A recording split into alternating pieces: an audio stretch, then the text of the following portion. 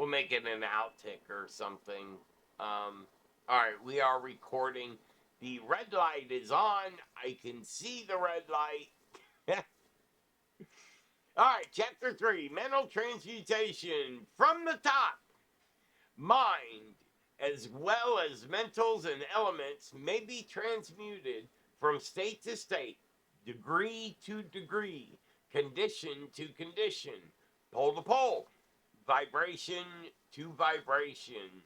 True hermetic transmutation is a mental art, like kybalion.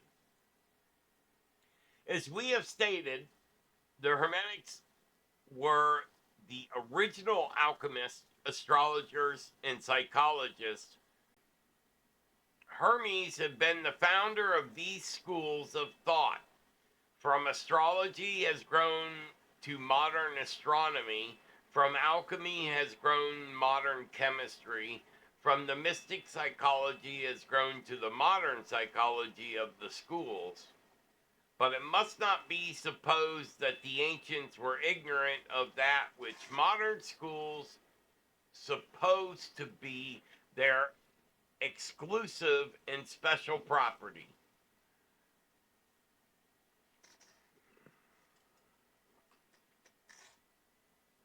The records engraved on the stones of ancient Egypt show conclusively that the ancients had a full comprehensive knowledge of astronomy. The very building of the pyramids, showing the connection between their design and the study of astronomical science. Nor were they ignorant of chemistry, for the fragments of the ancient writings show that they were acquainted with the chemical properties of things. In fact, the ancient theories regarding physics are being slowly verified by the latest discoveries of modern science, notably those relating to the constitution of matter. Nor must it be supposed that they were ignorant of the so-called modern discoveries in psychology. On the contrary, the Egyptians were especially skilled in the science of psychology, particularly the branches that modern schools ignore, but which, nevertheless, are being uncovered under the name of psychic science, which is perplexing the psychologists of today and making them reluctantly admit that there may be something in it after all. The truth is that beneath the material chemistry, astronomy, and psychology, that is, the psychology in its phase of brain action, the ancients possessed a knowledge of transcendental astronomy, called astrology, of transcendental chemistry, called alchemy, of transcendental psychology, called mystic psychology. They possess the inner knowledge as well as the outer knowledge, the latter alone being possessed by modern science. Among the many secret branches of knowledge possessed by the Hermetics was that known of mental transmutation, which forms the subject matter of this lesson. Transmutation is a term employed to designate the ancient art of transmutation of metals, particularly of base metals, into gold.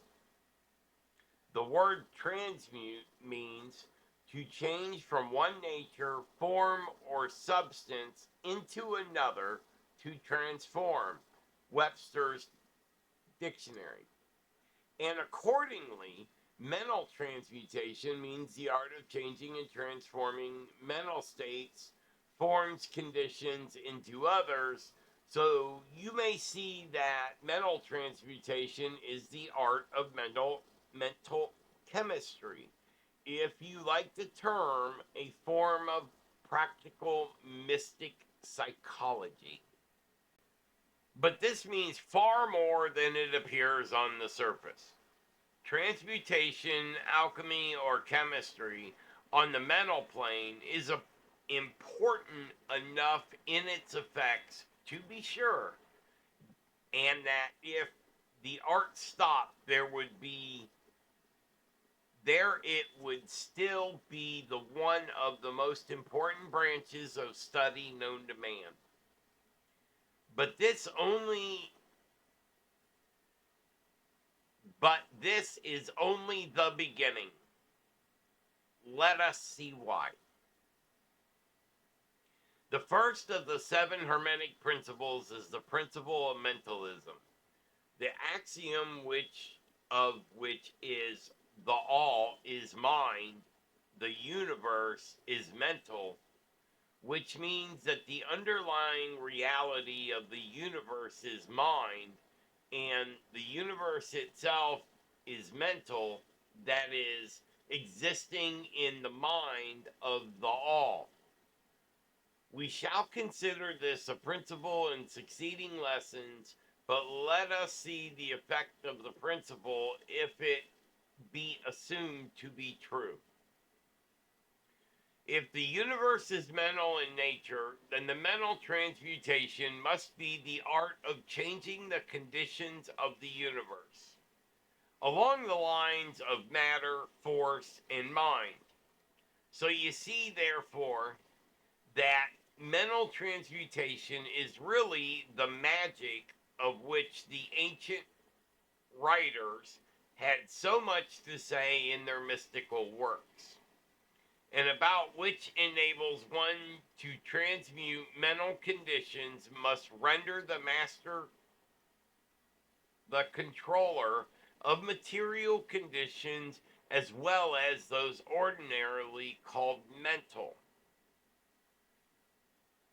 As a matter of fact, none but advanced medical alchemists have been able to attain the degree of power necessary to control the grosser physical conditions, such as the control of the elements of nature, the production or cessation of the tempest, the production and cessation of earthquakes, and other greater physical phenomena. But that such men have existed and do exist today is a matter of earnest belief to all advanced occultists of all schools. That the masters exist and have these powers, the best teachers assure their students, having had the experiences which justify them in such belief and statements. These masters do not make public exhibitions of their powers, but seek seclusion from crowds of men in order to better work their may along the path of attainment.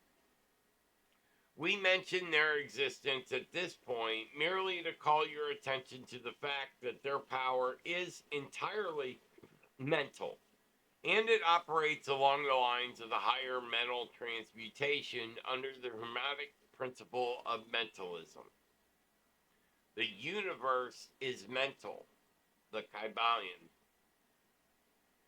But students and hermetists of lesser degree than masters, the initiates and teachers, are able to freely work along the mental plane in mental transmutation in a fact that we call psychic phenomena, mental influence, mental science, new thought phenomena, etc.